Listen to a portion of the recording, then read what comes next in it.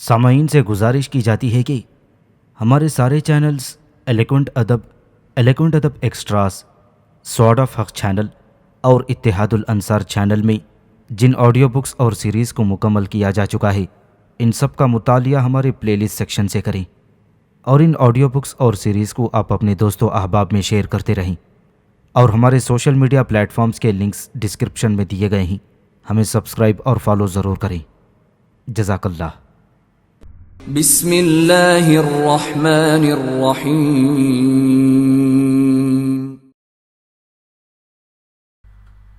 ابلیکا، صدیوں کے سکوت میں لپٹی ایک حسین داستان۔ مصنف اسلم راہی MA۔ ایپیسوڈ 182۔ یوناف اور کیرش دونوں میاں بیوی ایک روز مدائن کے شاہی محل میں اپنے کمرے میں بیٹھے گھریلو موضوع پر گفتگو کر رہے تھے کہ اچانک یوناف کی گردن پر ابلیکا نے اپنا حریری اور ریشمی لمس دیا۔ پھر یوناف کی سماعت سے اس کی بڑی شیریں اور مٹھاس بھری آواز ٹکرائی۔ وہ کہنے لگی، یوناف میرے حبیب، جو کچھ میں کہنا چاہتی ہوں یا کہنے والی ہوں اسے تم اور کیرش دونوں میاں بیوی بڑے غور اور توجہ سے سننا۔ کیرش کو بھی متوجہ کر لو کہ جو کچھ میں کہنے والی ہوں اس پر پوری طرح دھیان دے، اس لیے کہ ہمیں ایک انتہائی اہم، بلکہ یوں بھی کہہ سکتے ہو کہ ایک انتہائی خطرناک مہم درپیش ہے۔ میرے خیال میں آج تک جتنی بھی مہمیں ہم نے سر کی ہیں، ان میں خواہ وہ عزازیل کے خلاف ہو یا کسی اور کے مقابل، یہ ان ساری مہموں سے زیادہ سخت، زیادہ کٹھن اور تکلیف دہ ہوگی۔ یہاں تک کہنے کے بعد ابلیکا جب خاموش ہوئی تو یوناف نے اپنے پہلو میں بیٹھی ہوئی کیرش کو مخاطب کرتے ہوئے کہنا شروع کیا، کیرش، ابلیکا کسی انتہائی اہم موضوع پر ہم دونوں سے گفتگو کرنا چاہتی ہے۔ اس کا کہنا ہے کہ عنقریب ہمیں ایک انتہائی مشکل اور تکلیف دہ مہم درپیش ہوگی، لہٰذا اس کی خواہش ہے کہ جو کچھ وہ کہے ہم دونوں میاں بیوی بڑے غور اور انہماک سے سنیں۔ لہٰذا ہم دونوں میاں بیوی قریب ہو جائیں اور ابلیکا جو کچھ کہنے والی ہے اسے پورے دھیان کے ساتھ سنیں۔ یوناف کی اس گفتگو کے بعد کیرش مزید قریب ہوئی۔ اپنا سر اس نے یوناف کے شانے پر رکھ دیا تاکہ ابلیکا جو کچھ کہنے والی ہے اسے وہ پوری طرح سن سکے۔ تھوڑی دیر کی خاموشی کے بعد ابلیکا بولی اور کہنے لگی، سنو یوناف اور کیرش، جو کچھ میں کہہ رہی ہوں پوری توجہ اور دھیان سے سننا۔ دیکھو میرے دونوں عزیزوں، دریائے خابور کے کنارے ایک انتہائی قدیم شہر کے کھنڈرات ہیں۔ اس شہر کا نام ماری تھا۔ ماری شہر کبھی حوری اور اس کے بعد اموری اور آرامی قوموں کا بھی مرکزی شہر رہا ہے۔ جب اس شہر کی تہذیب اپنی عروج پر تھی تو بابل اور نینوا کی رونقیں بھی اس کے سامنے ہیچ اور نہ ہونے کے برابر تھیں۔ گو ماری شہر ان دنوں کھنڈرات میں تبدیل ہو چکا ہے۔ کہیں کہیں کوئی اکا دکا عمارت کھڑی ہے جو اس شہر کی بہترین ثقافت اور تہذیب کی عکاسی کرتی ہے۔ سنو میرے دونوں عزیزوں، ماری شہر کے قریب صرف چند فرلانگ کے فاصلے پر ایک کوہستانی سلسلے کے اوپر ایک قدیم اور ایک بہت بڑا محل ہے۔ یہی محل ہم تینوں کی منزل اور ہم تینوں کی سب سے کٹھن مہم ثابت ہوگی۔ ابلیکا مزید کچھ کہنا چاہ رہی تھی کہ درمیان میں یوناف بول پڑا اور پوچھنے لگا، دیکھو ابلیکا، ہمیں اس محل سے کیا غرض؟ کیا اس محل کے اندر کوئی رہتا ہے جس کے خلاف ہمیں حرکت میں آنا ہوگا؟ اس پر ابلیکا انتہائی سنجیدہ اور متین سے لہجے میں کہنے لگی، یوناف، تمہارا کہنا درست ہے، وہ محل خالی نہیں پڑا۔ یہ محل جو کوہستانی سلسلے کے اوپر ہے، یوں جانو اس محل کے اندر ایسی روحیں ہیں کہ جنہوں نے آس پاس کی بستیوں اور شہروں میں لوگوں کو ایک بہت بڑے شرک میں مبتلا کر رکھا ہے۔ بس انہی روحوں کے خلاف ہمیں حرکت میں آنا ہوگا۔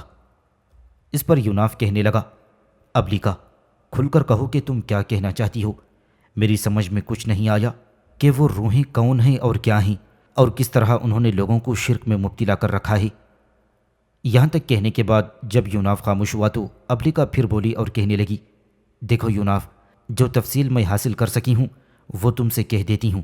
اگر تم اس سلسلے میں مزید معلومات حاصل کرنا چاہتے ہو تو میں تمہیں ایک شخص کا پتہ بتاؤں گی، اس سے تم اس قلعہ نما محل اور اس کے اندر رہنے والے اور بسنے والے روحوں سے متعلق مزید تفصیل جان سکو گے۔ سنو یوناف اور کیرش، بابل شہر کا ایک ساحر ہے جس کا نام نتیاس ہے۔ نتیاس نام کے بابل کے اس ساحر اور طلسم گر کے پاس پہلے ہی جادو اور طلسم کے بے شمار علوم تھی۔ پھر ایسا ہوا کہ خداوند کریم نے بابل شہر میں جادو کی تعلیم کے لیے 2 فرشتوں کا نزول کیا جن کے نام ہاروت اور ماروت تھے۔ اصل میں خداوند کریم ان فرشتوں کے ذریعے لوگوں کو سحر اور طلسم سے دور رکھنا چاہتا تھا، اس لیے کہ جو کوئی بھی شخص طلسم سیکھنے کے لیے ہاروت اور ماروت کے پاس آتا، وہ پہلے اسے یہ تنبیہ کرتے کہ اگر تو ساحری سیکھے گا تو ایمان سے محروم ہو جائے گا۔ اس طرح زیادہ تر لوگ اپنے بچاؤ کی خاطر ساحری سے دور رہنے لگے، لیکن کچھ ایسے بھی تھے جو پوری طرح اس سحر اور طلسم میں ڈوب کر رہ گئے۔ ان میں سے ایک نتیاس بھی تھا۔ اس نتیاس نے ہاروت اور ماروت دونوں فرشتوں سے سحر اور طلسم کے سارے علوم حاصل کر لیے۔ ان سارے علوم کو اس نے زبانی یاد کرنے کے ساتھ ساتھ چمڑے کے اوراق پر محفوظ کر لیا تھا۔ یہ سارے علوم سیکھنے کے بعد، انہیں محفوظ کرنے کے بعد، وہ ساحر نتیاس بابل شہر سے نکل کھڑا ہوا، اس لیے کہ بابل میں ان دنوں ساحروں اور طلسم گروں کا ایک ہجوم تھا۔ لہذا نتیاس نے بابل شہر سے نکل کر کہیں اور قسمت آزمائی کا فیصلہ کیا تاکہ وہ پوری دنیا میں سب سے اچھے اور سب سے قابل طلسم گر کی حیثیت سے نام پیدا کر سکے۔ لہذا بابل سے نکل کر نتیاس نے ماری شہر کا رخ کیا تھا۔ ماری شہر کے حکمرانوں نے، جن کا تعلق آرامی قوم سے تھا، انہوں نے ساحر نتیاس کو ہاتھوں ہاتھ لے لیا۔ مہینوں اور ہفتوں میں نہیں بلکہ دنوں کے اندر ماری شہر میں قیام کے دوران شہر کے نواح میں ایک بلند کوہستانی سلسلے کے اوپر اس نتیاس نے اپنے لیے ایک بہت بڑا محل تیار کیا۔ اس محل کے اندر نتیاس اپنی زندگی کے آخری دنوں تک ایک شہنشاہ کی حیثیت سے دن گزارتا رہا۔ آخر اسی محل کے اندر موت نے اسے آ لیا۔ مرنے سے پہلے اسی محل کے اندر اس نے اپنے بہت سے شاگردوں کو وہ علوم منتقل کر دیے تھے کہ جو اس نے بابل شہر میں رہتے ہوئے مختلف لوگوں کے علاوہ ہاروت اور ماروت فرشتوں سے حاصل کیے تھے۔ اس محل کے آس پاس اور قریب قریب کی بستیوں اور شہروں کے لوگوں کا کہنا ہے کہ نتیاس کی روح اب بھی اس قلعہ نما محل کے اندر بھٹکتی ہے۔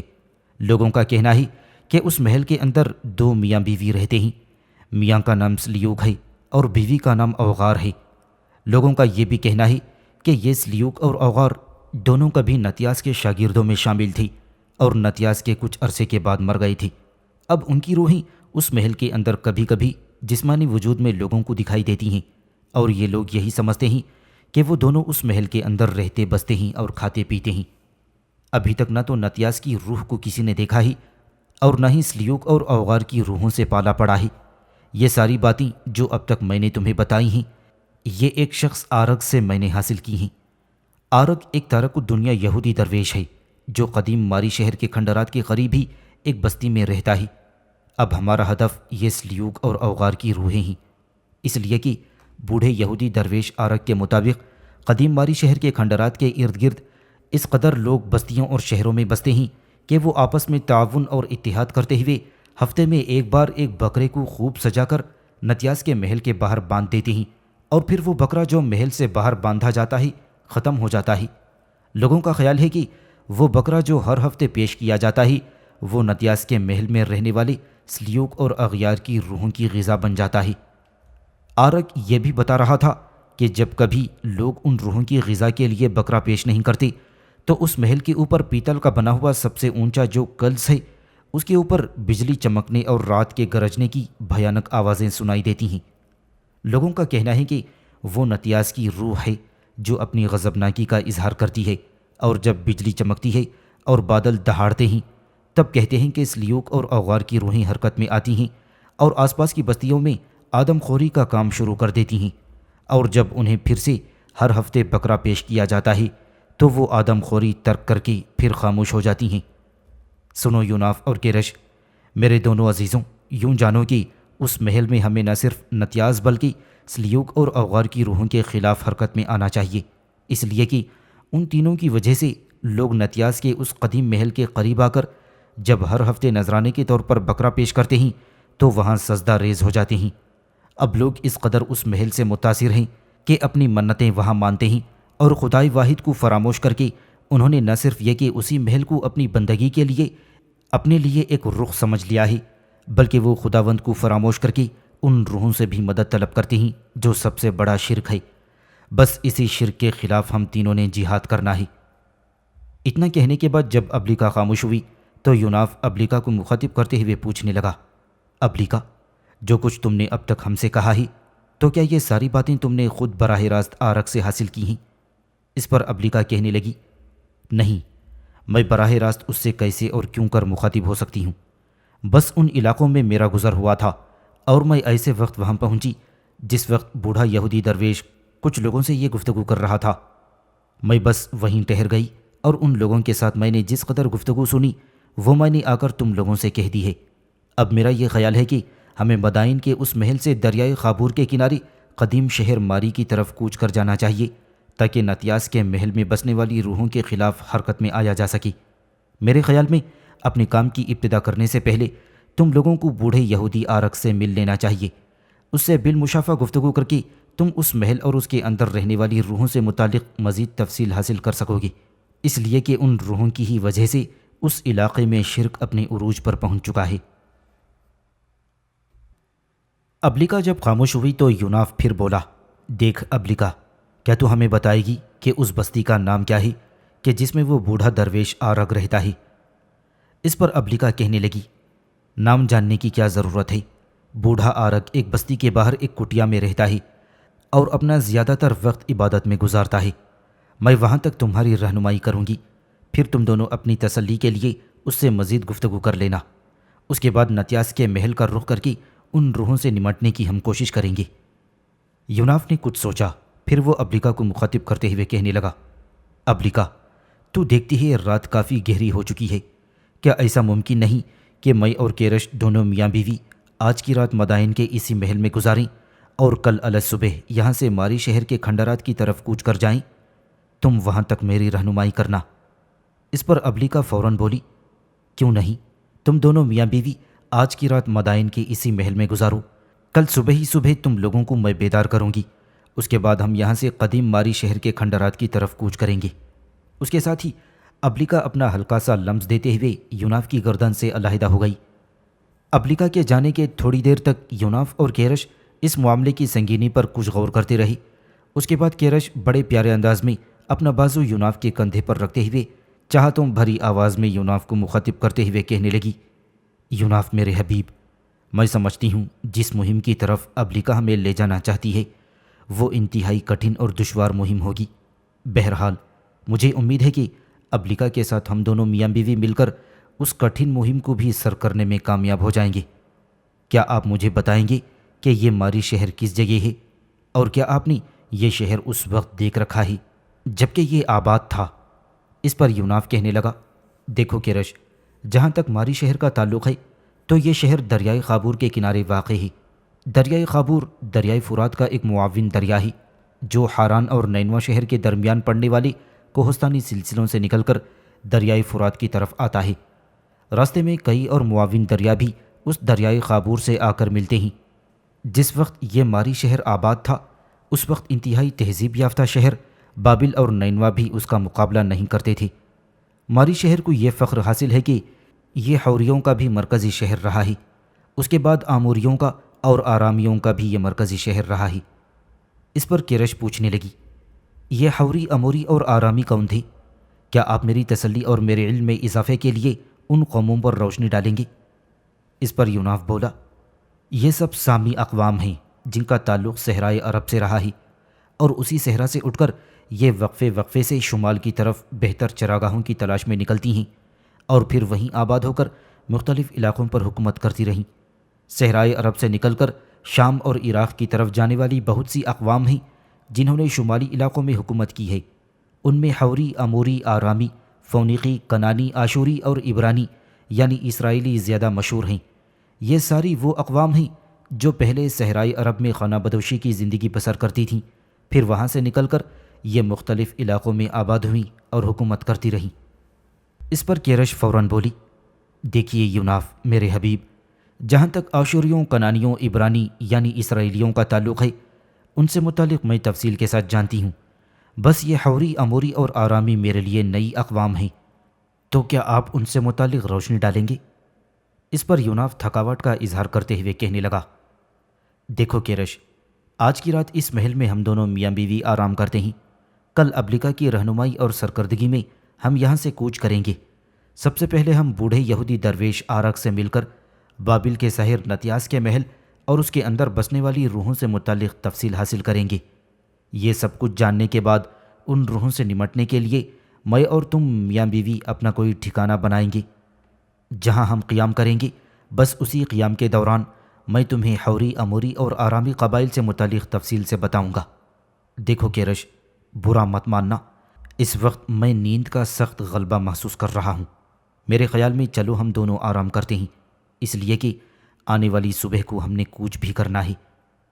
کیرش نے مسکراتے ہوئے یوناف کی اس تجویز سے اتفاق کیا۔ دونوں میاں بیوی نے وہ رات مدائن کے اس شاہی محل میں گزاری۔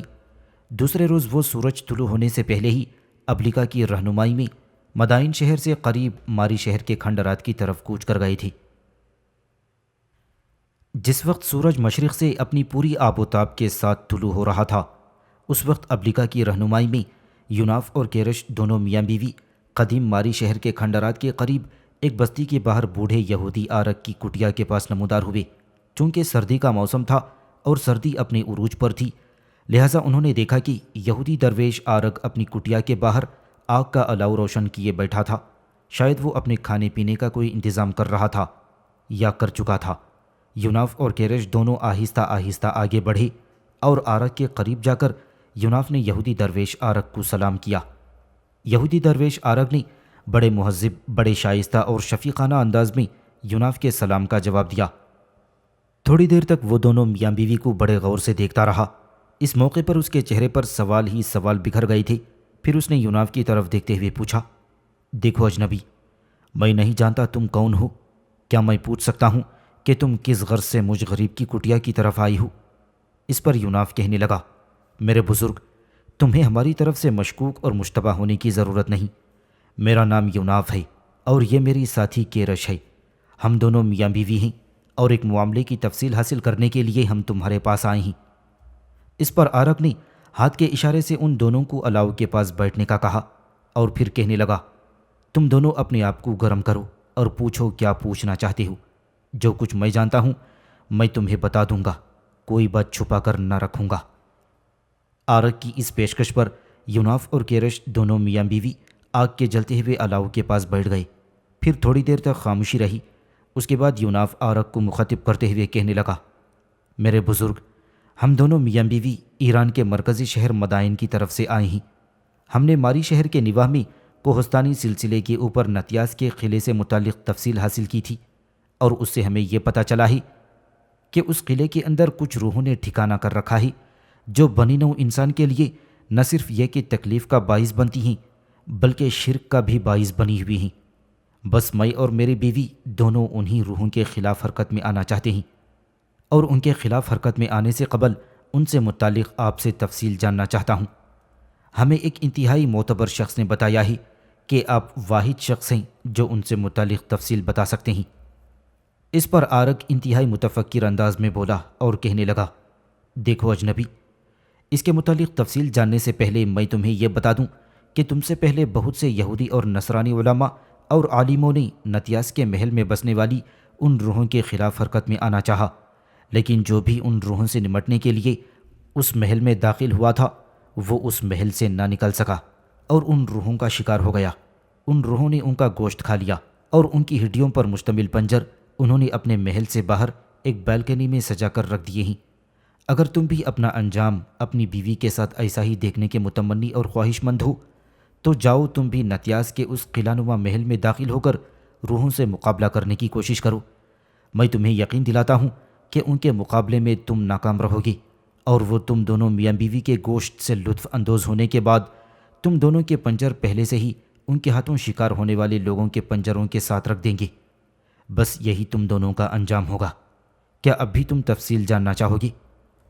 اس پر یوناف بڑی جرأت مندی اور دلیری کا مظاہرہ کرتے ہوئے کہنے لگا، میرے بزرگ، میں ان سے متعلق تفصیل ضرور جاننا چاہوں گا۔ آج تک جو کچھ اس محل کے اندر بسنے والی روحوں کا شکار ہوتے رہے ہیں، میں اور میری بیوی ان لوگوں سے مختلف ہیں، اور ہمیں امید نہیں بلکہ یقین بھی ہے کہ ان روحوں پر ہم قابو پانے میں کامیاب ہو جائیں گے۔ اس پر بوڑھا آرک بولا اور کہنے لگا، اگر تم دونوں کو اتنا ہی وثوق ہے تو پہلے یہ بتاؤ کہ کیا تم اس محل یا اس کے اندر بسنے والی روحوں سے متعلق کچھ جانتے ہو؟ اس پر یوناف کہنے لگا، ہم دونوں میاں بیوی اتنا جانتے ہیں کہ نتیاس بابل کا ایک بہت بڑا ساحر تھا جس نے بابل میں اترنے والی 2 فرشتوں ہاروت اور ماروت سے بھی ساحری سیکھ کر اپنے آپ کو دنیا کا ایک نامور ساحر بنا لیا تھا۔ پھر وہ بابل سے نکل کر ماری شہر آیا۔ یہاں کے حکمرانوں نے اس کی خوب آؤ بھگت کی اور ماری شہر کے نواح میں ایک کوہستانی سلسلے کے اوپر اس نے اپنا محل تعمیر کیا اور اپنے کچھ شاگرد بھی رکھے جنہیں وہ سحر اور طلسم کی تعلیم دیتا رہا۔ پھر اسی محل کے اندر وہ مر گیا۔ ہم نے یہ بھی سن رکھا ہے کہ نتیاس کی روح اب بھی اسی محل کے اندر بستی ہے۔ اس کے علاوہ اس کے شاگرد سلیوک اور اس کی بیوی اوغار کی روحیں بھی اس محل کے اندر قیام کیے ہوئے ہیں، جن کی وجہ سے نہ صرف یہ کہ لوگ پریشانی کا شکار ہیں بلکہ ان کی وجہ سے ان علاقوں میں شرک بھی پھیل رہا ہے۔ یوناف جب خاموش ہوا تو بوڑھا آرک تعجب سے یوناف کی طرف دیکھتے ہوئے کہنے لگا، ساری تفصیل تو تم جانتے ہو، اب مجھ سے جاننے کی کیا ضرورت ہے؟ میں تم سے مزید صرف اتنا کہہ سکتا ہوں کہ بابل کے اس لاجواب اور بے مثال ساحر نتیاس کی روح بھی اس محل کے اندر رہتی اور بستی ہے۔ اس کے علاوہ مستقل طور پر محل کے اندر سلیوک اور اوغار کی روحیں بھی مجسم صورت میں قیام کیے ہوئے ہیں۔ لوگوں نے ان دونوں کو اپنی آنکھوں سے کئی بار دیکھا ہے، خود میں بھی ان لوگوں کو دیکھ چکا ہوں۔ لوگ ان کے لیے چڑھاوے چڑھاتے ہیں اور ہفتے میں ایک بار انہیں بکرا پیش کرتے ہیں جسے وہ دونوں مل کر کچا چبا ڈالتے ہیں، اور اگر کبھی بکرا پیش نہ کیا جائے تو پھر وہ دونوں میاں بیوی آدم خوری پر اتر آتے ہیں۔ مزید یہ کہوں کہ جو بھی آج تک اس محل میں داخل ہوا زندہ سلامت باہر نہ نکل سکا، اس لیے میں تم دونوں کو مشورہ دوں گا کہ جہاں سے آئے ہو وہیں لوٹ جاؤ، اسی میں تمہاری خیریت اور بہتری ہے۔ اپنی زندگی کی قدر کرو، ورنہ یاد رکھو اگر تم دونوں نے میرا کہا نہ مانا، ہٹ دھرمی ضد سے کام لیتے ہوئے تم نے اس محل کے اندر داخل ہونا چاہا تو پھر تمہیں وہاں سے نکلنا اور باہر آنا نصیب نہ ہوگا۔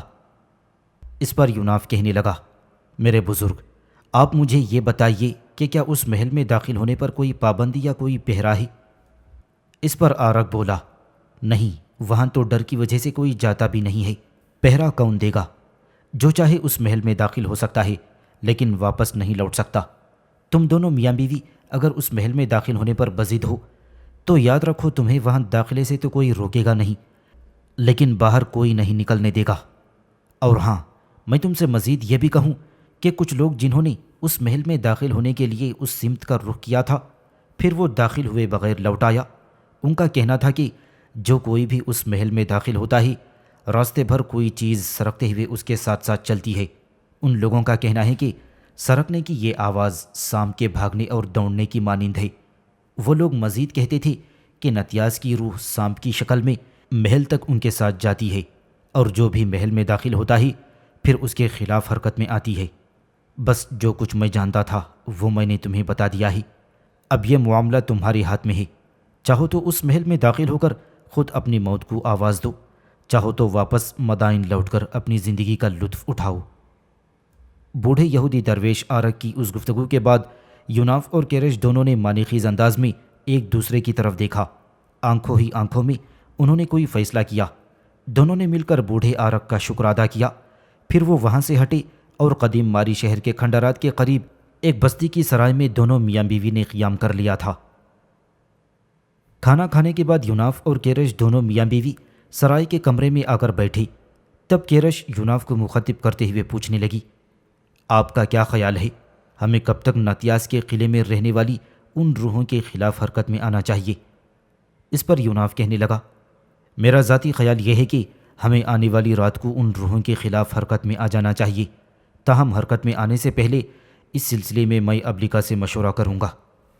اس پر کیرش بولی، جب تک ہم دونوں میاں بیوی نتیاس کے قلعے میں رہنے والی ان روحوں کے خلاف حرکت میں نہیں آتے تب تک آپ نے مجھ سے وعدہ کیا تھا کہ حوری اموری اور آرامی اقوام سے متعلق تفصیل سے بتائیں گے، اور اس وقت ہم دونوں میاں بیوی کھانا کھا کر فارغ ہیں، لہٰذا آپ اپنا وعدہ پورا کیجیے اور مجھے ان اقوام سے متعلق تفصیل سے بتائیے۔ اس پر یوناف بولا، ہاں، میں اپنے وعدے پر قائم ہوں۔ سنو، میں تمہیں ان اقوام سے متعلق ضرور تفصیل بتاتا ہوں۔ پہلے میں تمہیں حوریوں کے خلاف تفصیل سے بتاتا ہوں۔ حوریوں کے مختلف گروہ صحرائے عرب سے نکل کر شمال کی طرف بہتر چراگاہوں کی تلاش میں سرگرداں رہے ہیں۔ آخر کچھ عرصے بعد یہ سارے گروہ جمع ہو گئے۔ اس طرح ان کی قوت میں خوب اضافہ ہوا اور انہوں نے اپنی سلطنت اور اپنی حکومت قائم کرنے کے لیے شام کی سرزمین میں ہاتھ پاؤں مارنا شروع کر دیے تھے۔ آخر ان حوریوں کی کوششیں رنگ لائیں اور تقریباً 1700 سال قبل مسیح حوری شام کی سرزمین میں اپنی ایک سلطنت قائم کرنے میں کامیاب ہو گئے۔ اس سلطنت کا نام انہوں نے میتانی سلطنت رکھا۔ حوریوں کی یہ سلطنت اس درجے طاقتور بن گئی تھی کہ ایک وقت میں ان کی حدیں بحیرہ روم سے ایران کی قدیم سلطنت تک پھیلی ہوئی تھیں، اور اس وقت قدیم اقوام یعنی ہتھیوں اور آشوریوں نے بھی طاقت اور قوت حاصل نہ کی تھی۔ ان حوریوں کی سلطنت کا مرکزی شہر اشوکانی تھا۔ یہ شہر وہی ہے جسے آج کل ماری کہہ کر پکارا جاتا ہے اور جو دریائے خابور کے کنارے واقع ہے۔ ماری شہر پر حوریوں کے قبضہ کرنے سے پہلے ماری شہر میں ایک قوم آباد تھی جو سوباری کہلاتی تھی، لیکن آہستہ آہستہ یہ حوری ایسے غالب رہے کہ سوباری آخرکار انہی کے اندر ہو کر رہ گئی تھی۔ ان حوریوں کا ایک انتہائی طاقتور بادشاہ تھا جس کا نام توشیرت تھا، اور اسی کے دور میں ماری شہر حوری سلطنت میں داخل ہوا تھا۔ حوریوں کے اس توشیرت نام کے بادشاہ نے اپنی ایک بہن کی شادی مصر کے حکمران آمنحتب ثالث کے حرم میں داخل کیا تھا۔ ماری کو اپنا مرکزی شہر بنانے کے بعد حوری تقریباً 100 سال تک بڑی طاقت اور قوت کے ساتھ حکومت کرتے رہے۔ آخر 14ویں صدی قبل مسیح میں ان کی سلطنت کی حالت نازک ہوتی چلی گئی تھی۔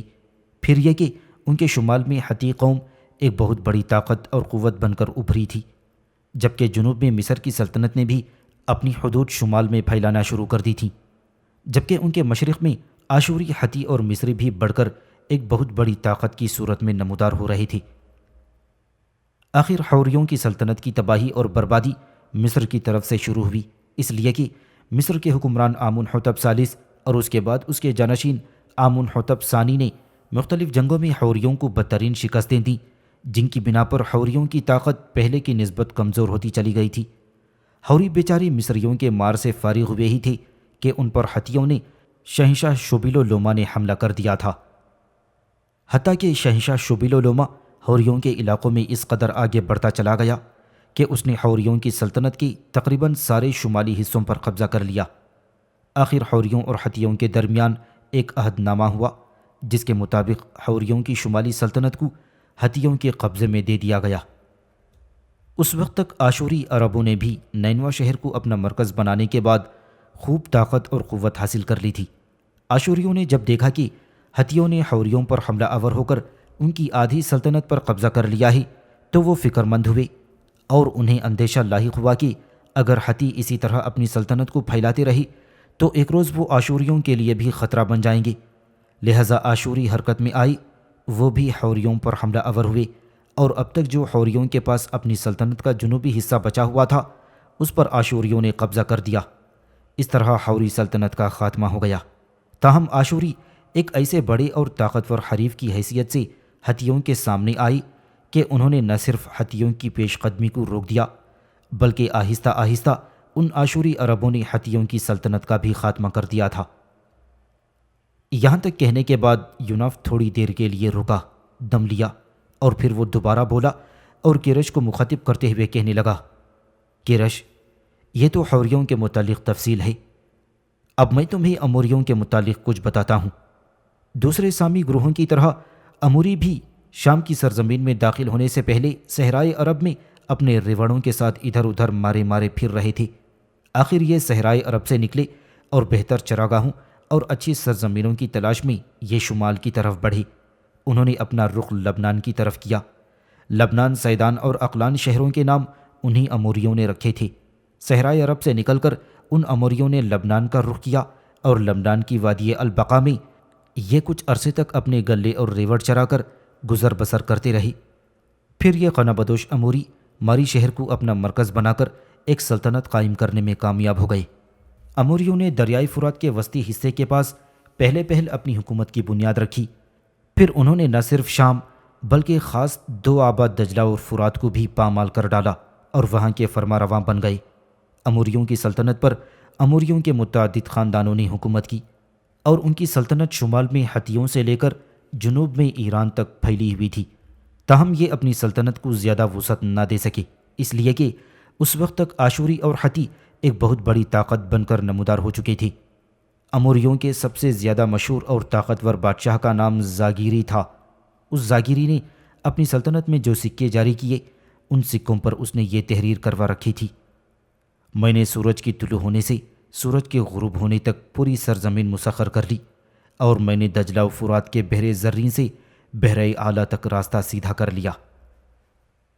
جس وقت اموریوں کی سلطنت اپنے عروج پر تھی، انہی دنوں بابل کی سلطنت بھی اپنی طاقت کے شباب اور عروج پر پہنچ گئی تھی۔ بابل پر بھی ان دنوں عرب ہی حکمران تھے، لہٰذا انہی عربوں کے ایک حکمران حمورابی نے اموریوں کے مرکزی شہر ماری پر حملہ کر دیا اور ان کی سلطنت کو تباہ و برباد کر دیا۔ اس طرح بابل کے حکمران حمورابی کے ہاتھوں اموری سلطنت کا خاتمہ ہو گیا۔ موجودہ دور میں اس شہر کی کھدائی کرنے والے محققین نے اموریوں کے آخری بادشاہ زمری لیم کے محل کا بھی اندازہ لگایا ہے۔ کھدائی کے دوران انہوں نے زمری لیم کے محل کا جائزہ لیتے ہوئے یہ بتایا ہے کہ اس کے محل کے کوئی 300 کمرے تھے، اور ان کمروں کی دیواروں پر نہایت عمدہ تصویریں اور حاشیے بنے ہوئے تھے۔ یہ ساری تصویریں انسانوں اور دیوتاؤں کی تھیں۔ ایک تختی کی عبارت سے معلوم ہوتا ہے کہ یہ محل ساری دنیا کے لیے زیارت کے قابل تھا۔ یہ 6 ایکڑ کے رقبے پر پھیلا ہوا تھا۔ اس میں بے شمار غسل خانے اور بیت الخلاء عمدہ طریقے سے بنے ہوئے تھے۔ کھدائی سے یہ بھی پتہ چلتا ہے کہ اس محل کے 2 کمروں میں بینچ اور ڈیسک پڑے ہوئے تھے۔ ایسا معلوم ہوتا ہے کہ جیسے یہ درسگاہ کے طور پر استعمال ہوتے تھے۔ ایک نہایت عمدہ رنگین تصویر بادشاہ کی بنائی گئی تھی، جس میں اسے عربوں کی مشہور اشتار دیوی سے قوت اور طاقت کا نشان لیتے دکھایا گیا تھا۔ اس محل سے یہ ثابت ہوتا ہے کہ تعمیرات کی دنیا میں اموری عربوں نے بہترین ترقی کی تھی۔ یہاں تک کہنے کے بعد یوناف پھر تھوڑی دیر کے لیے رکا۔ اس کے بعد پھر اپنا سلسلہ کلام جاری رکھتے ہوئے کہنے لگا: دیکھو کیرش، اموری عربوں کی خوشحالی کے 2 اسباب تھے۔ پہلا یہ کہ انہوں نے کھیتی باڑی کے لیے آبیاری کا انتظام کر رکھا تھا۔ دوسرے یہ کہ ہمسایوں کے ساتھ ان کے تجارتی تعلقات انتہائی عمدہ اور اچھے تھے۔ انہوں نے ایک تجارتی گزرگاہ بھی بنائی ہوئی تھی، جس پر سفر کرتے ہوئے انہوں نے اپنے ہمسایوں کے ساتھ انتہائی عمدہ تعلقات استوار کیے ہوئے تھے۔ یہ تجارتی گزرگاہ کچھ یوں تھی کہ خلیج اسکندرونا کے پاس سمندر زمین کے بڑے حصے کو کاٹتا ہوا اندر آ گیا ہے، جہاں سے دریائے فرات کے مغربی موڑ تک کوئی 100 میل کا فاصلہ ہوگا۔ یہاں ساحل اور خطہ دوآبا کے درمیان زمین نے ایک قدرتی گزرگاہ کی صورت اختیار کر رکھی تھی۔ یہاں پہنچ کر یہ گزرگاہ شمال مغرب کی جانب سے پہاڑوں اور جنوبی جانب سے صحرا کی رکاوٹیں ختم کر دیتی ہے، اور ایک راستہ سا بن جاتا ہے جو ایک طرف سے ایک وادی میں پہنچتا ہے، جو دوسری طرف ایک سمندر کے کنارے لے جاتا ہے۔ اسے قدیم دور میں شامی گزرگاہ کا نام بھی دیا گیا ہے۔ یہ گزرگاہ کوہستان طاری کے بائیں طرف واقع ہے، اور اسے بعض اوقات دامن کوہ کا نام بھی دیا گیا ہے۔ اسی شاہراہ پر سفر کرتے ہوئے اموری خلیج فارس اور دریائے دجلہ کے کنارے شہروں کے علاوہ نینوا اور بابل سے بھی تجارت کرتے رہے تھے۔ جب اموریوں کا خاتمہ ہو گیا تو ان کے بعد بابلی، مصری، آشوری، سمیری، آرامی، کلدانی، ایرانی، یونانی اور رومن بھی اسی شاہراہ کو استعمال کرتے ہوئے اپنی تجارت کو فروغ دیتے رہی۔ اس موقع پر اچانک کیرش بولی اور یوناف کو مخاطب کرتے ہوئے کہنے لگی: کیا آپ اموریوں کے مذہب کے متعلق بھی کچھ روشنی ڈالیں گے؟ اس پر یوناف نے تھوڑی دیر تک بڑے غور سے کیرش کی طرف دیکھا اور پھر کہنے لگا: جہاں تک اموری عربوں کے مذہب کا تعلق ہے تو ان کے مذہب کی ابتدائی شکل ان عربوں سے مختلف نہ تھی جو کہ صحرائے عرب میں بستے تھے اور طبعی قوتوں کی پرستش کرتے تھے، اور یہی پرستش شام اور عرب کے قدیم خانہ بدوشوں میں بھی رائج تھی۔ ان کے پہلے دیوتا کا نام امور تھا، اور اسی امور کی وجہ سے یہ عرب اموری کہلائے۔ یہ ان کا جنگ کا دیوتا تھا۔ اس کے علاوہ ان کی اور بھی بہت سے دیوتا تھے جن کی وہ پرستش کرتے تھے۔ کیرش، میں تمہیں یہ بھی بتاتا چلوں کہ اموریوں کے دیوتا زیادہ تر کنانیوں، عبرانیوں یعنی اسرائیلیوں، آشوریوں اور حوریوں کے دیوتاؤں سے ملتے ہیں، کیونکہ یہ سارے گروہ اور قومیں عرب تھیں، لہٰذا ان کے دیوتا بھی ایک جیسے ہی تھے۔ اموریوں کا سب سے بڑا دیوتا حدو تھا۔ اکادی زبان میں اسے آدویا کہہ کر پکارا جاتا ہے۔ اس کا ایک نام رمانو بھی تھا، یعنی رات کا دیوتا۔ اس دیوتا کے قبضے میں بارشیں اور آندھیاں تھیں، اور مغربی ایشیا کا یہ ایک اہم دیوتا تھا، اور اس دیوتا کو بیل اور رات کی شکل میں نمایاں کیا جاتا تھا۔ آگے چل کر یہی عظیم الشان بال دیوتا کی صورت میں اختیار کر گیا، جس کی پرستش نہ صرف بنی اسرائیل نے کی تھی بلکہ آشوری، کنانی اور دیگر عرب اقوام بھی اس دیوتا کو اپنا سب سے بڑا دیوتا تسلیم کرنے لگی تھیں۔ اموریوں کا ایک اور دیوتا بھی تھا جس کا نام رشف تھا، جسے آگ کا دیوتا خیال کیا جاتا تھا، اور پھر مصریوں نے اپنے ہاں اس دیوتا کو کوئی دوسرا نام دے کر اپنایا اور اس کی پوجا پاٹ شروع کر دی۔ اموریوں کے ایک اور دیوتا کا نام وجن تھا جس کی بابل میں بھی پوجا اور پرستش کی جاتی تھی۔ یہ خوراک کا دیوتا تھا۔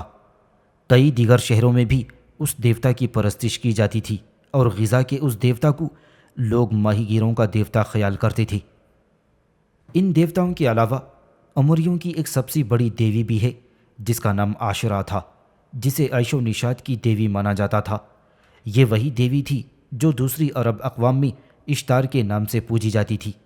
دیویوں میں اس کا مرتبہ سب سے بلند تھا۔ اموری اپنے بنیادی اور سب سے بڑے دیوتا امور کو ایک کھمبے کی صورت یا ایک ستون کی صورت میں ظاہر کرتے تھے۔ اسے مقدس ستون کا نام دیا جاتا تھا اور اس کے سامنے اموری اپنی پرستش کی رسومات ادا کیا کرتے تھے۔ اموری عجیب وضاقتہ کے لوگ تھے۔ ان کے مردوں کے پاؤں میں چمڑے کی چپل اور عورتوں کے پاؤں میں جوتے یا موزے ہوا کرتے تھے۔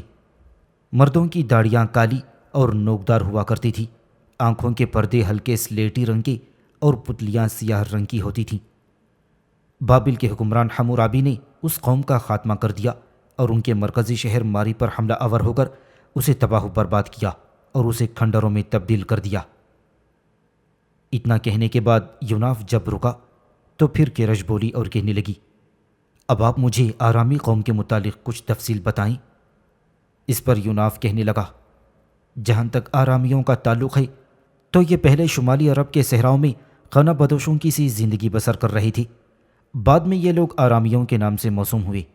دوسرے عرب بدوؤں کی طرح جو ان سے پہلے گزرے یا بعد میں صحرا سے نکل کر شام کی طرف بڑھے، یہ آرامی بھی وقتاً فوقتاً اپنے ہمسایوں یعنی بابل اور شام کی سرزمینوں پر قبضہ جمانے کے لیے دباؤ ڈالتے رہے تھے۔ 2000 سال قبل مسیح کے آخر میں یہ عرب دریائے فرات کے کناروں پر آباد ہونا شروع ہو گئے اور پھر وہیں انہوں نے ایک اجتماعی صورت اختیار کر لی۔ دریائے فرات کے کنارے یہ خانہ بدوش عرب ہی کہلاتے تھے، یہاں تک کہ آشوریوں کے بادشاہ پلاسر اول نے انہیں آرامی کا نام دیا، اور اس سے پہلے وہ آرامی نہیں کہلاتے تھے بلکہ عرب خانہ بدوشوں کے نام سے پکارے جاتے تھے۔ دریائے فرات کے کنارے آباد ہونے کے بعد یہ آرامی آہستہ آہستہ اپنی آبادی کو بڑھاتے ہوئے مغرب میں دور تک پہنچ گئی، اور جوں جوں ان کی آبادی بڑھتی گئی ان کی طاقت اور قوت میں بھی اضافہ ہوتا چلا گیا۔ 14ویں صدی قبل مسیح کے اوائل میں ہتھیوں نے طاقت اور قوت حاصل کرنے کے بعد بابل اور شمالی شام پر حملے شروع کر دیے، تو اس وقت تک آرامی بھی حرکت میں آ چکے تھے۔ ہتھیوں کی وجہ سے جو ان سرزمینوں میں بدامنی پھیلی تو آرامی بھی اپنے لیے نقل و حرکت کے دروازے کھول چکے تھے، اور ہتھیوں نے جب 150 سال پرانی حوریوں کی میتانی سلطنت کو تباہ کر دیا تو آرامیوں کو بھی اپنا آپ دکھانے کا موقع ملا، لہٰذا انہوں نے ان علاقوں میں اپنی سلطنت قائم کرنے کے لیے بڑی تیزی کے ساتھ تگودو شروع کر دی تھی۔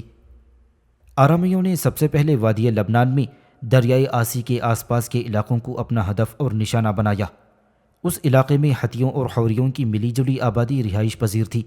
پھر آرامیوں نے ان پر اس قدر خونخواری سے حملے کیے کہ یا تو انہوں نے ہتھیوں، اموریوں اور حوریوں کو اپنے سامنے زیر کر لیا، یا ان علاقوں میں بسنے والی یہ قومیں آرامیوں کے اندر جذب ہو کر رہ گئی تھیں۔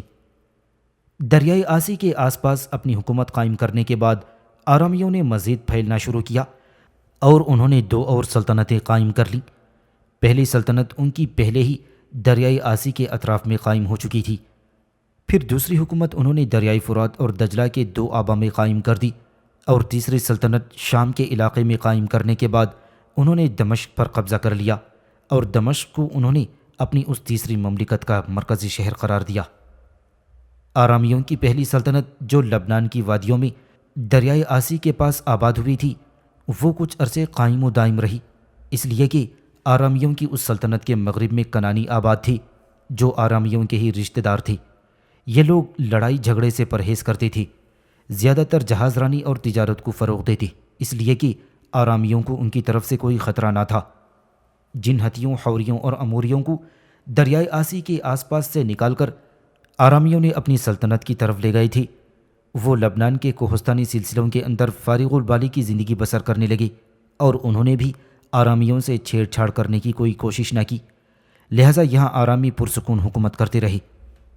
آرامیوں کی دوسری سلطنت جو دریائے دجلہ اور فرات کے دو آبا میں قائم ہوئی تھی وہ زیادہ عرصے قائم نہ رہ سکی، اس لیے کہ اس سلطنت کے اطراف میں دو بڑی قوتیں تھیں۔ پہلی شمال میں طاقتور ہتی تھے اور دوسری اس سے بھی بڑی قوت ان کے شمال مشرق میں آشوری عرب تھے، جنہوں نے نینوا کو اپنا مرکزی شہر بنا کر ایک بہت بڑی حکومت قائم کر لی تھی۔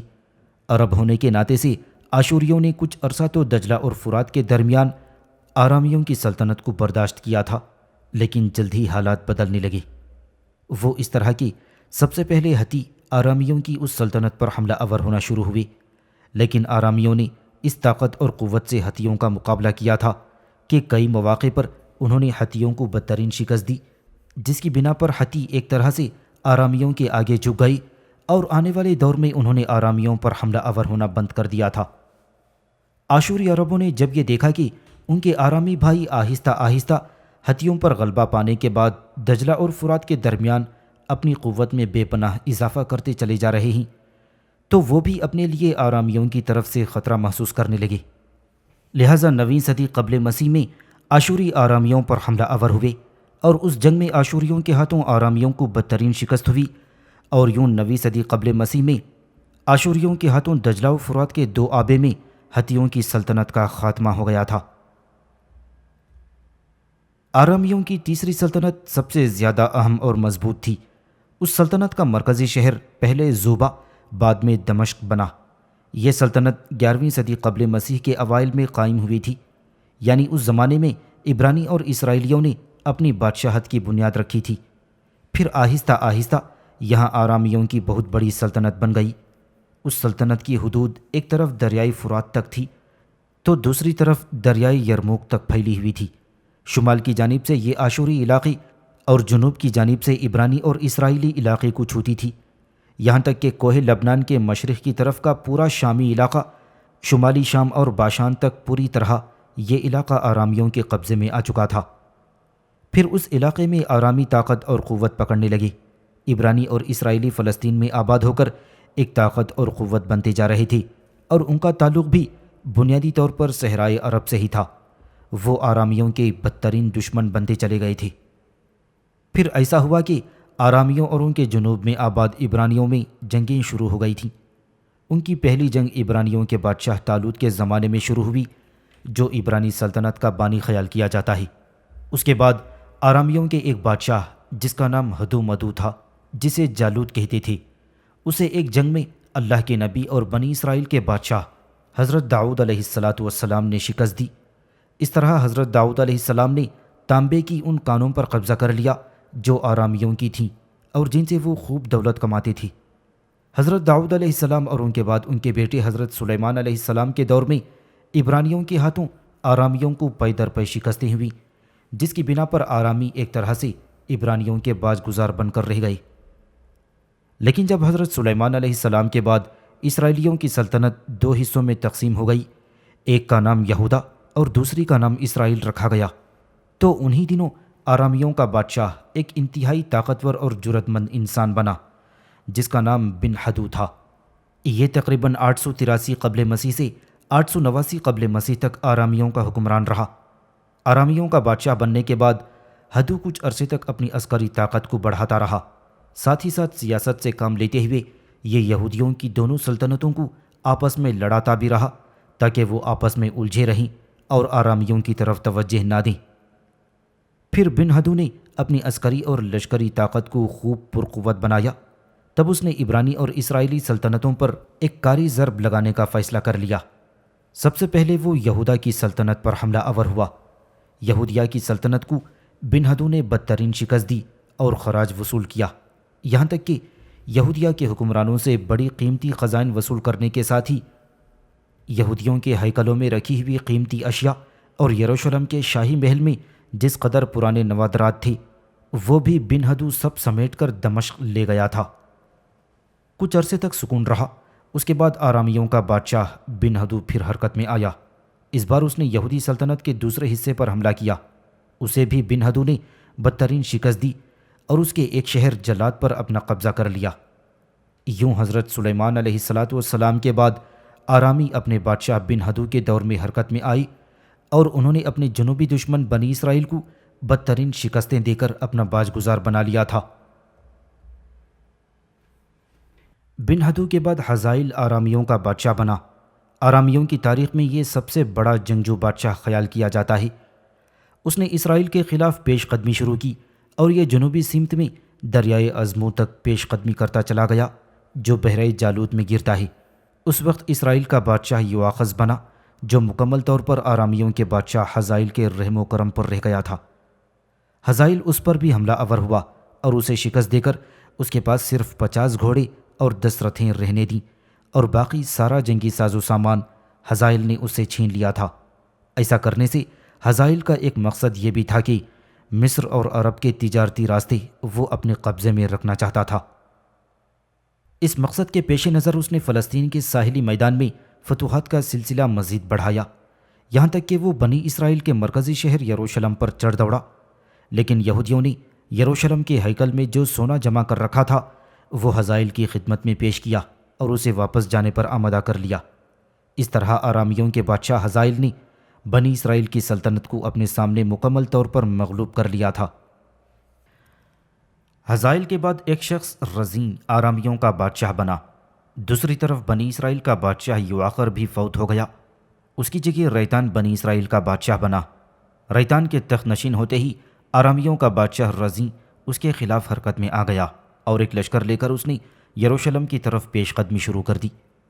اسرائیل کا بادشاہ ریتان جانتا تھا کہ وہ آرامیوں کے بادشاہ رزین کا مقابلہ نہیں کر سکے گا، لہٰذا آرامیوں کے مقابلے میں بنی اسرائیل کے بادشاہ ریتان نے آشوریوں سے مدد طلب کی۔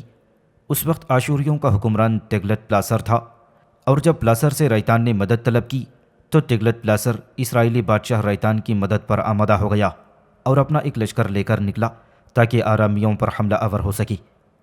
دوسری طرف جب آرامیوں کے بادشاہ رزین کو پتہ چلا کہ آشوری عربوں کا بادشاہ تگلت پلاسر اس پر حملہ آور ہونے کے لیے پیش قدمی کر رہا ہی تو اس نے یروشلم کی طرف بڑھنا بند کر دیا، جبکہ وہ مڑ کر تگلت پلاسر کا مقابلہ کرنے کے لیے تیار ہو گیا۔ لیکن تگلت پلاسر کے مقابلے میں آرامیوں کے بادشاہ رزین کو بدترین شکست ہوئی۔ پھر تگلت پلاسر رزین کو شکست پہ شکست دیتا چلا گیا تھا، یہاں تک کہ آشوری بادشاہ تگلت پلاسر نے دمشق کے 16 صوبوں اور 591 شہروں کو مکمل طور پر پامال کر ڈالا۔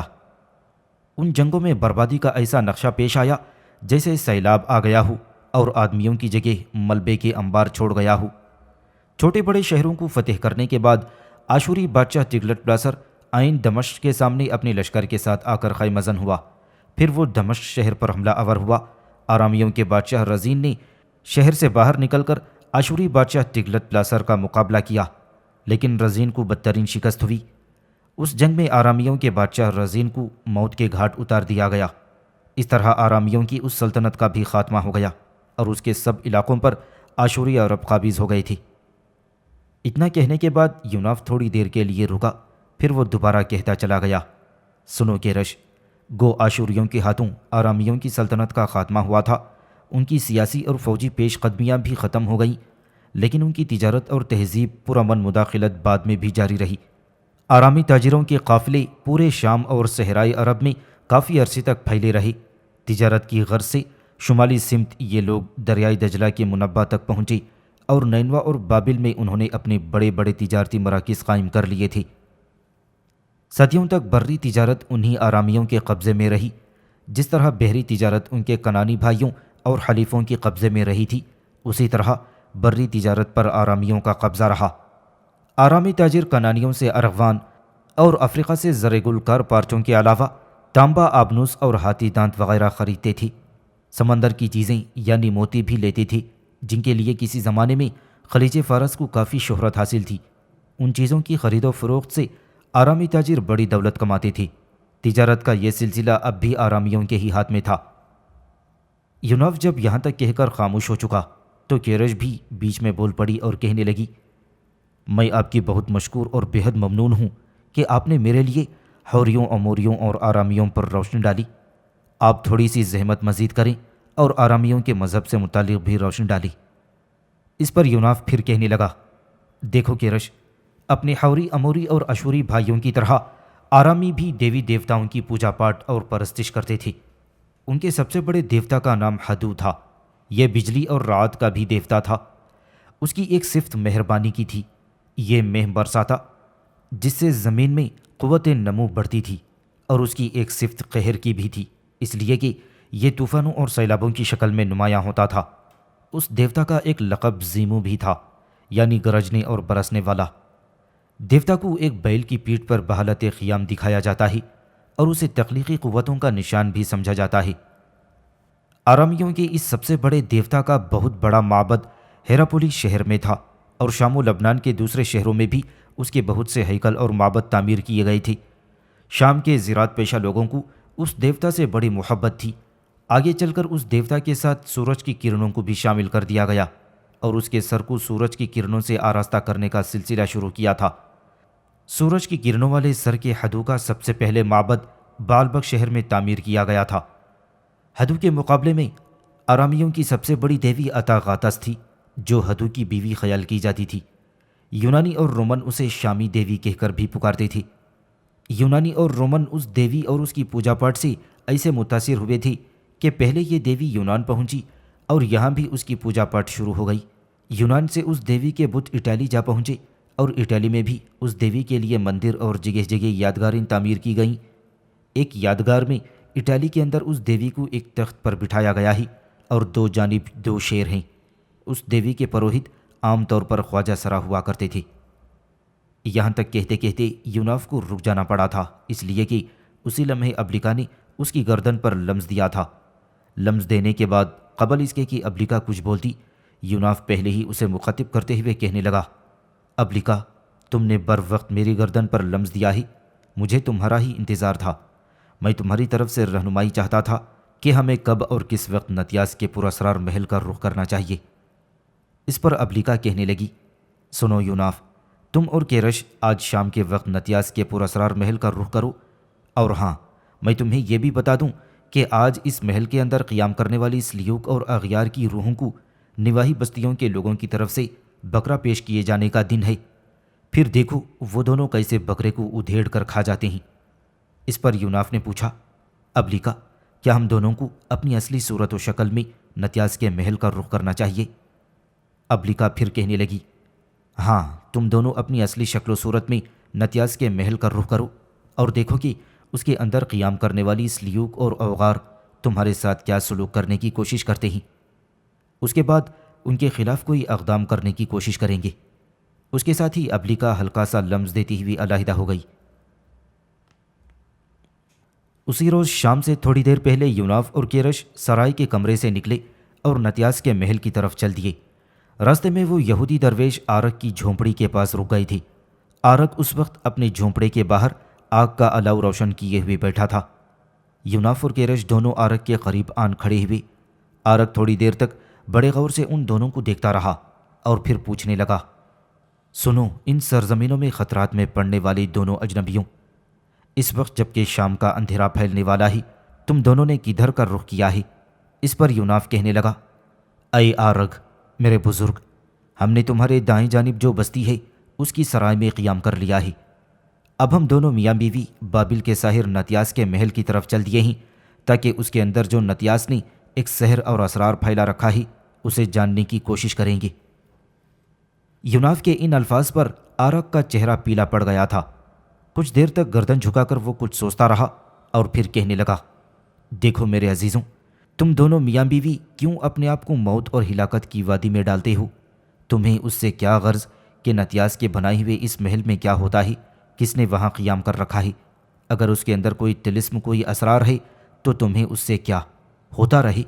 تم دونوں میاں بیوی جہاں تک میرا اندازہ ہے ایک دوسرے سے بے پناہ محبت بھی کرتے ہو، پھر کیوں تم لوگ موت سے بغلگیر ہونا پسند کر رہے ہو؟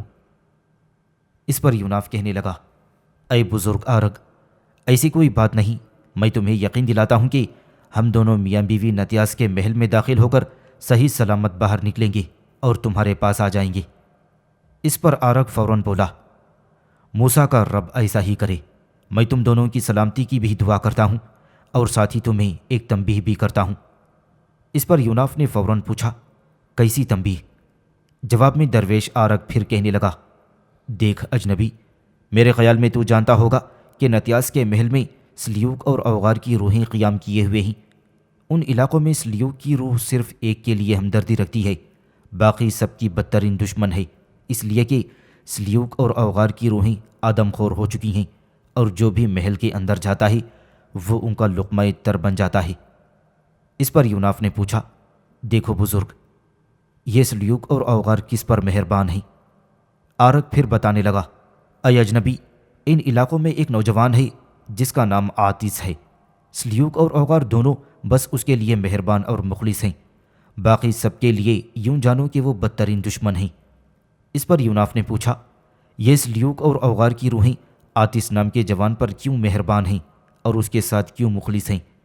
جواب میں آرگ تھوڑی دیر تک کچھ سوچتا رہا اور پھر وہ بولا اور کہنے لگا، اے اجنبی، میں وہ قصہ تمہیں سناتا ہوں جس طرح ان سرزمینوں کے لوگوں کے بارے میں مشہور ہے کہ، یا جس طرح آتش نے لوگوں کو بتا رکھا ہے۔ چند ماہ پہلے نتیاس کے اس محل کا اسرار جاننے کے لیے ایک انتہائی اونچا اور ماہر ساحر اور عامل ان علاقوں کی طرف آیا تھا۔ وہ روحوں کو تسخیر کرنے کا بھی بہترین علم رکھتا تھا، بس اپنے اسی علم کی بنا پر وہ نتیاس کے محل میں داخل ہوا۔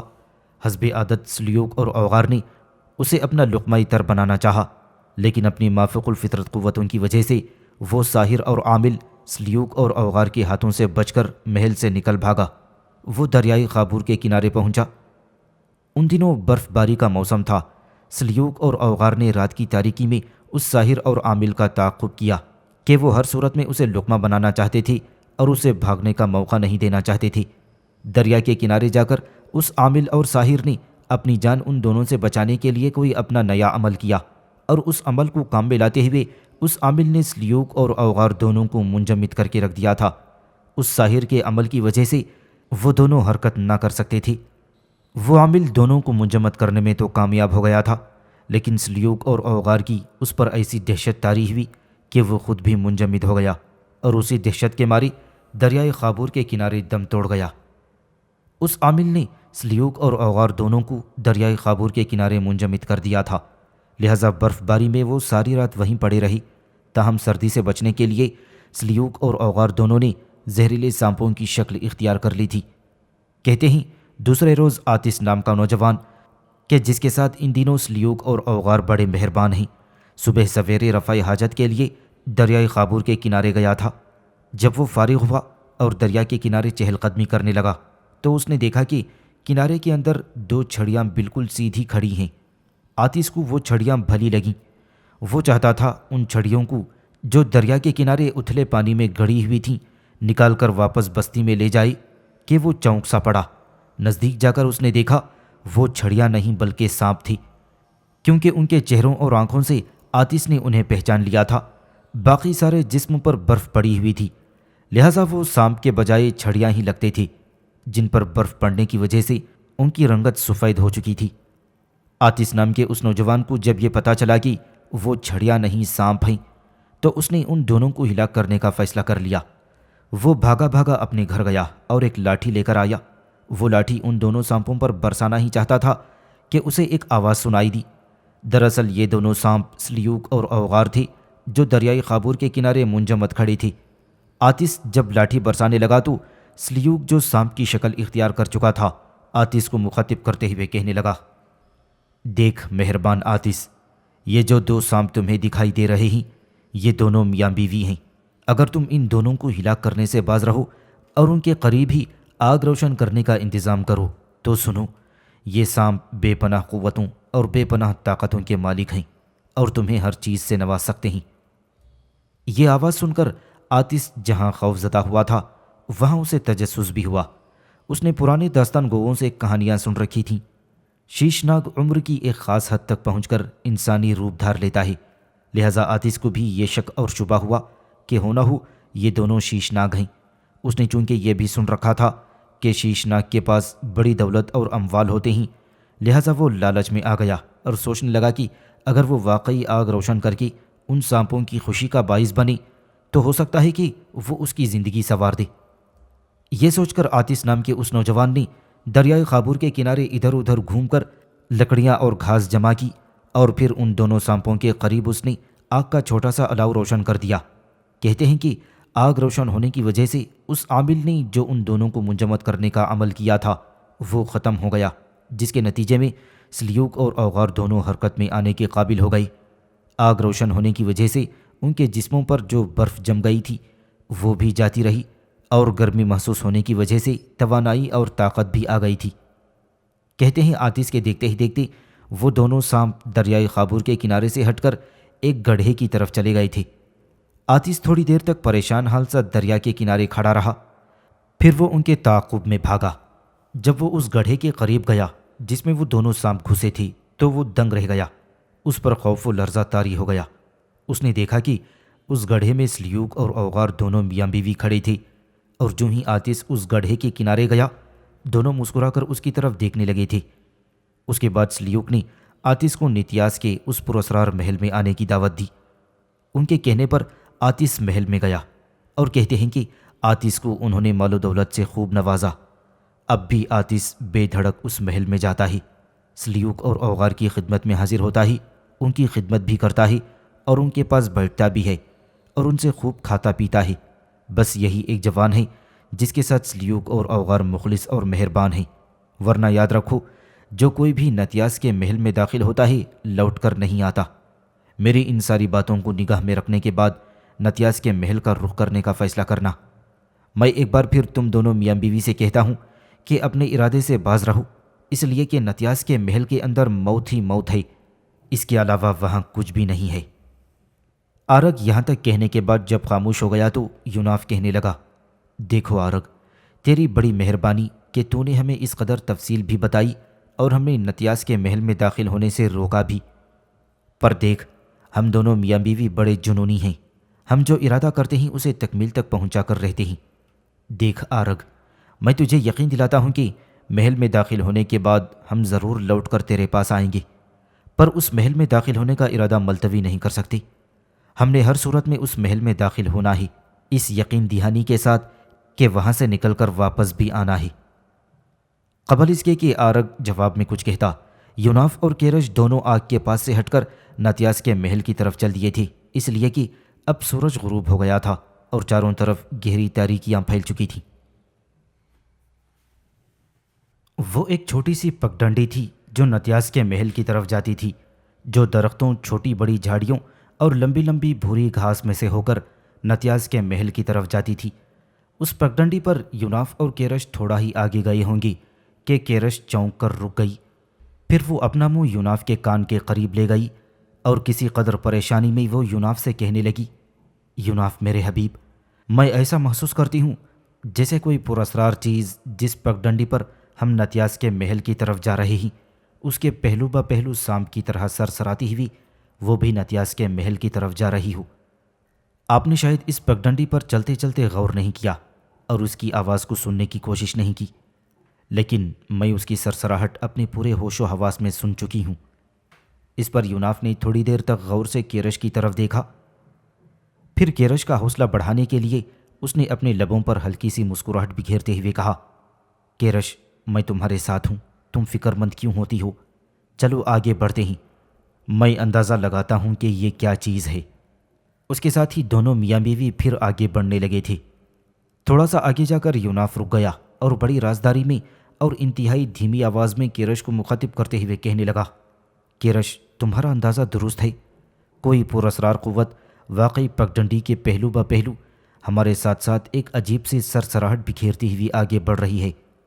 دیکھو تم پگڈنڈی پر آگے بڑھو، میں دائیں طرف جھاڑیوں میں دیکھتا ہوں کہ وہ کیا چیز ہے۔ اس پر کیرش نے فوراً یوناف کا بازو پکڑ لیا اور بڑے پیار سے کہنے لگی، نہیں، میں آپ کو ایسا ہرگز کرنے نہیں دوں گی، اگر پگڈنڈی سے اتر کر چلنا ہے تو میں آپ کے ساتھ ساتھ چلوں گی، ورنہ دونوں میاں بیوی پگڈنڈی پر ہی چلیں گے۔ یوناف کچھ کہنے ہی والا تھا کہ اسی لمحے ابلیکا نے یوناف کی گردن پر لمس دیا، جس پر یوناف بڑی خاموشی کے ساتھ اس کی طرف متوجہ ہوا تھا۔ کیرش بھی سمجھ گئی کہ ابلیکا نے لمس دیا ہے، لہٰذا وہ بھی اس کی آواز سننے کی کوشش کرنے لگی۔ ابلیکا کہنے لگی، یوناف میرے حبیب، میں تم دونوں میاں بیوی کی گفتگو سن چکی ہوں، تم دونوں کے اندازے درست ہیں، سنو، ایک قوت واقعی سرسراہٹ پیدا کرتی ہوئی پگڈنڈی کے پہلو با پہلو نتیاس کے محل کی طرف تمہارے ساتھ ساتھ چل رہی ہے۔ اور سنو، یہ کوئی اور نہیں بلکہ یہ سلیو کی روح ہے جو ایک بہت بڑے سام کی صورت میں پگڈنڈی کے پہلو با پہلو تمہارے ساتھ ساتھ نتیاس کے محل کی طرف بڑھ رہی ہے۔ میرا اندازہ ہے کہ وہ صرف تم پر نگاہ رکھ رہا ہے، تمہاری راہ نہیں روکے گا، اس لیے کہ وہ تو چاہتے ہیں کہ کوئی ان کے محل میں داخل ہو اور وہ اسے اپنا لقمہ تر بنائیں۔ لہٰذا تم دونوں میاں بیوی خاموشی کے ساتھ بے دھڑک آگے بڑھتے رہو۔ میں بھی سلیو کی روح کے سامنے نہیں آؤں گی اور اس پر اپنا آپ ظاہر نہیں کروں گی۔ بہرحال میں تم دونوں پر نگاہ ضرور رکھوں گی۔ آگے بڑھو، تم دونوں بھی بے شمار قوتوں کے مالک ہو، اور اگر کسی موقع پر میں نہ بھی ہوں تب بھی تم ان سے بڑی آسانی کے ساتھ نمٹ سکتے ہو۔ اب دوبارہ آگے بڑھنا شروع کر دو۔ ابلیکا کی یہ گفتگو سن کر یوناف اور کیرش دونوں کے چہروں پر ہلکی ہلکی مسکراہٹ نمودار ہوئی۔ پھر دونوں میاں بیوی نے معنی خیز انداز میں ایک دوسرے کی طرف دیکھا۔ اس کے بعد وہ دونوں پہلو با پہلو نتیاس کے محل کی طرف جانے والی پگڈنڈی پر آگے کی طرف بڑھتے چلے گئے تھے۔ یوناف اور کیرش دونوں تیزی کے ساتھ چلتے ہوئے جب محل کے قریب گئے تو انہوں نے دیکھا کہ محل کے قریب جہاں جھاڑیاں اور گھاس پھوس ختم ہو گئی تھی، ان جھاڑیوں میں سے ایک شخص نکلا اور وہ بھی محل کی طرف بڑھنے لگا تھا۔ یوناف اور کیرش جان گئے کہ یہ یقیناً سلیو کی روح تھی جو ان کے پہلو با پہلو پگڈنڈی کے ساتھ سام کی شکل و صورت میں چلتی رہی تھی۔ جھاڑیوں سے نکل کر سلیوک محل کے باہر کھڑی ایک لڑکی کے پاس جا کھڑا ہوا تھا۔ یوناف اور کیرش دونوں مزید آگے بڑھے اور وہ بھی محل کے باہر کھڑی لڑکی کے قریب جا رکے تھے۔ یوناف اور کیرش دونوں نے دیکھا وہ لڑکی تقدیر کے لذت فشاں لمس میں بخت کی تعمیر جیسی خوبصورت، دیو ملائی قصے میں صندلی تحریر جیسی پرجمال، راتوں اور خوشیوں کی طلسم میں شبنم کے لبوں پر ناچتی کرنوں جیسی خوشکن، گلابی حدت کے حالے میں اجلی ہنسی اور خوابوں کے نگر میں زندگی کے سہاگ جیسی پرکشش تھی، جبکہ اس کے ساتھ کھڑا نوجوان اپنے چہرے، اپنی شکل و صورت اور اپنی جسمانی ساخت سے لگتا تھا جیسے وہ سفاک لمحوں کی مبارزت میں تحریس کے زہر اور طبقاتی جبر میں کسی بشر گزیدہ جیسا کوئی انسان ہو۔ یوناف اور کیرش دونوں تھوڑی دیر تک بڑے غور سے ان دونوں کو دیکھتے رہے، جبکہ وہ دونوں بھی بڑے تعجب اور بڑے شوق سے یوناف اور کیرش کی طرف دیکھنے لگے تھے۔ اس موقع پر وہ حسین اور پرجمال لڑکی بولی، میرا نام اوغار ہے اور میرے ساتھ یہ میرا شوہر ہے، اس کا نام سلیوک ہے۔ ہم دونوں اس قدیم اور پرانے محل کے محافظ ہیں۔ یہاں تک کہنے کے بعد اوغار رک گئی تھی۔ یوناف اور کیرش دونوں نے اندازہ لگایا اس کی آواز ایسی تھی جیسے سیٹیاں بجاتی ہواؤں میں گیتوں کے آشرم کھڑی ہوئے ہوں، جیسے خوابوں کے صنم کدے میں آبشاروں کی نغمگی جوش مارنے لگی ہو۔ تھوڑی دیر تک وہ لڑکی رکی، پھر وہ دوبارہ یوناف اور کیرش کو مخاطب کرتے ہوئے کہنے لگی، تم دونوں کون ہو اور اس محل کی طرف کیوں آئے ہو؟ اس پر یوناف نے باری باری سلیوک اور اوغار کی طرف لمحہ بھر کے لیے دیکھا اور پھر وہ بولا، ہم دونوں میاں بیوی ہیں۔ میرا نام یوناف ہے اور میری بیوی کا نام کیرش ہے۔ ہم نے اس محل کی بہت تعریف اور اس کے اسرار سن رکھے ہیں، جس کی بنا پر ہم اسے دیکھنا چاہتے تھے۔ ہم پچھلے دن ہی ان علاقوں میں آئے ہیں اور ایک قریبی سرائے میں ہم نے قیام کر رکھا ہے، اور اب ہم اس قدیم اور پرانے محل کو دیکھنے آئے ہیں۔ اس پر اوغار تیز نگاہوں سے یوناف کی طرف دیکھتے ہوئے پوچھی، محل کو دیکھنے کے لیے تم دونوں میاں بیوی دن کے وقت بھی تو آ سکتے تھے، رات کے وقت آنے میں کیا راز ہے؟ اس پر یوناف بولا، اس میں راز کی کوئی بات نہیں۔ ہم دونوں میاں بیوی نے سوچا شاید دن کے وقت اس محل میں کوئی نہ رہتا ہو، لیکن رات کے وقت تو کوئی نہ کوئی اس کی حفاظت کے لیے اس میں ضرور قیام کرتا ہوگا۔ بس اسی نظریے کے تحت ہم نے رات کے وقت اس محل کا رخ کیا ہے۔ اس پر سلیوک اپنی بھاری اور بھیانک سی آواز میں پہلی بار یوناف کو مخاطب کرتے ہوئے کہنے لگا، لیکن اس محل کی طرف آتے ہوئے لوگ ڈرتے اور خوف زدہ ہوتے ہیں، کیونکہ اس محل کے آس پاس رہنے والے لوگوں نے یہ مشہور کر رکھا ہے کہ اس محل کے اندر روحیں رہتی ہیں جو آدم خور ہو چکی ہیں۔ اس پر یوناف نے کہا، مجھے ایسے قصے کہانیاں سننے کا بڑا شوق ہے اور مجھے روحوں سے ملنے کا اور انہیں دیکھنے کا بھی بڑا تجسس ہے۔ اگر اس محل میں روحیں رہتی ہیں تو واقعی میں جانوں گا کہ میری ایک دیرینہ خواہش پوری ہو چکی ہے۔ تم ہم دونوں پر یہ مہربانی کرنا، اور اگر اس محل میں روحیں رہتی ہیں تو ہمیں انہیں دیکھنے کا کوئی موقع ضرور فراہم کرنا۔ یوناف کی اس گفتگو کے جواب میں اوغار کہنے لگی، دیکھو ہماری دونوں اجنبی مہمانوں، جہاں تک روحوں کا تعلق ہے تو میں تم پر سچائی کے ساتھ واضح کرتی ہوں کہ اس محل میں روحیں رہتی ہیں اور وہ ہیں بھی آدم خور۔ اس پر یوناف نے فوراً اوغار کی بات کاٹتے ہوئے پوچھا، اگر وہ روحیں جو اس محل میں رہتی ہیں آدم خور ہیں تو تم دونوں میاں بیوی کو نقصان کیوں نہیں پہنچاتی؟ اس پر اوغار فوراً بولی، ہم دونوں میاں بیوی چونکہ اس محل کے بچپن سے خادم چلے آ رہے ہیں، لہٰذا وہ روحیں ہمیں کچھ نہیں کہتی۔ اس پر یوناف کہنے لگا، اگر تم دونوں میاں بیوی ہم دونوں میاں بیوی کو اپنے ساتھ ٹھہراؤ تو مجھے امید ہے کہ تمہاری وجہ سے وہ روحیں ہمیں بھی کچھ نہیں کہیں گی۔ اس پر اوغار اپنے چہرے پر گہرا اور تحریص آمیز تبسم بکھیرتے ہوئے کہنے لگی، اگر تم دونوں میاں بیوی اس محل میں ہمارے ساتھ قیام کرنے کا ارادہ رکھتے ہو تو میں اسے اپنی خوش قسمتی خیال کروں گی، تم جب تک چاہو اس محل میں قیام کر سکتے ہو۔ اچانک یوناف کی نظر محل کے صدر دروازے کے قریب بندھے ہوئے ایک بکرے پر پڑی۔ اس کی طرف اشارہ کرتے ہوئے یوناف نے پوچھا، یہ تمہارے محل کے سامنے بکرا کیسا بندھا ہوا ہے؟ کیا تم لوگوں نے ریوڑ پال رکھا ہے؟ اس پر اوغار ہلکا سا قہقہا لگاتے ہوئے کہنے لگی، نہیں، ایسی کوئی بات نہیں ہے۔ دراصل اس محل کے محافظ کی حیثیت سے آس پاس کی بستیوں کے لوگ ہماری بڑی عزت اور بڑا احترام کرتے ہیں۔ وہ ہر ہفتے ہمیں ایک بکرا مہیا کرتے ہیں جس کا گوشت تیار کر کے ہم پورا ہفتہ اپنے استعمال میں لاتے ہیں تاکہ اس محل میں قیام کر کے اس کی حفاظت کا کام سر انجام دے سکیں۔ اب تم دونوں میرے ساتھ اندر چلو، یوں اتنی دیر باہر کھڑے رہنا اچھا نہیں ہے، اور پھر اب سردیاں بھی کافی بڑھ گئی ہیں، تم دونوں میاں بیوی سردی اور ٹھنڈ محسوس کر رہے ہوگے۔ اس کے ساتھ ہی سلیوک اور اوغار پلٹے اور محل کے دروازے کی طرف بڑھی۔ یوناف اور کیرش جب صدر دروازے کے اندر داخل ہوئے تو وہ دنگ رہ گئے تھے۔ انہوں نے دیکھا کہ دروازہ خود بخود ان کے پیچھے بند ہو گیا تھا۔ سلیوک اور اوغار ان دونوں کو محل کے مختلف کمروں سے گزارتے ہوئے آگے بڑھتے رہے۔ یوناف اور کیرش دیکھتے رہے کہ جس کمرے میں بھی وہ داخل ہوتے تھے اس کمرے کا دروازہ آپ سے آپ ہی ان کے پیچھے بند ہو جاتا تھا۔ پھر اوغار اپنے چہرے پر خوشکن مسکراہٹ بکھیرتے ہوئے یوناف کی طرف دیکھ کر کہنے لگی، دیکھو یہ کمرہ تم دونوں میاں بیوی کے قیام کے لیے ہے۔ ہمارے پاس جو کچھ کھانے پینے کا سامان ہے وہ تھوڑی دیر تک ہم تم دونوں کو پیش کرتے ہیں، اتنی دیر تک تم دونوں میاں بیوی یہاں آرام کر سکتے ہو۔ اس کے ساتھ ہی سلیوک اور اوغار پلٹے اور کمرے سے نکل گئے تھے۔ ان کے کمرے سے نکلتے ہی اس کمرے کا دروازہ آپ سے آپ بند ہو گیا تھا۔